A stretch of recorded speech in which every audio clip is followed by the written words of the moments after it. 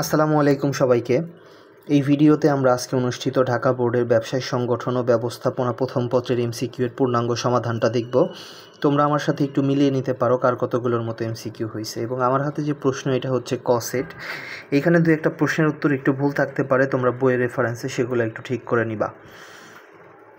তো একের অ্যান্সার হচ্ছে ডক্টর মোহাম্মদ ইউনুস, দুইয়ের অ্যান্সার হচ্ছে ট্রেড লাইসেন্স, তিনের অ্যান্সার হচ্ছে 1932, চারের অ্যান্সার হচ্ছে 1 ও 2, পাঁচের অ্যান্সার হচ্ছে 180, ছয়ের অ্যান্সার হচ্ছে পুনরপ্তানি, সাতের অ্যান্সার হচ্ছে অর্থগত, আটের অ্যান্সার হচ্ছে সাধারণ, নয়ের অ্যান্সার হচ্ছে 1, 2, 3 সবগুলাই, দশের অ্যান্সার হচ্ছে সামাজিক, 11-র অ্যান্সার হচ্ছে 1, 2, 3 সবগুলাই, 12-র অ্যান্সার হচ্ছে 1995, 13-র অ্যান্সার হচ্ছে সক্রিয়।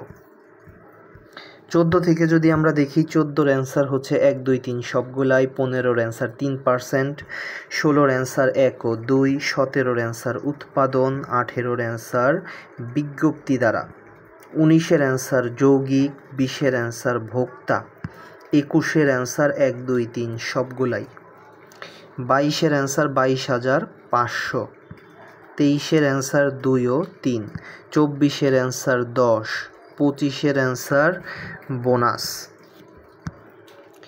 এরপর 26-এর অ্যান্সার হচ্ছে 10, 27-এর অ্যান্সার নিবন্ধনপত্র, 28-এর অ্যান্সার হচ্ছে পাবলিক লিমিটেড কোম্পানি, 29-এর অ্যান্সার হচ্ছে সাধারণ এবং 30-এর অ্যান্সার হচ্ছে বায়ু।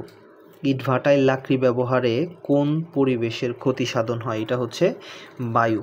তো এই ছিল ঢাকা বোর্ডের আজকে অনুষ্ঠিত তোমাদের পরীক্ষার পূর্ণাঙ্গ এমসিকিউ এর সমাধান। তোমাদের পরীক্ষা ওভারঅল কেমন হলো এবং কার কতগুলোর মতো এমসিকিউ হয়েছে তোমরা কিন্তু অবশ্যই কমেন্টে জানাবা। সবাই ভালো থাকো, সুস্থ থাকো। আসসালামু আলাইকুম।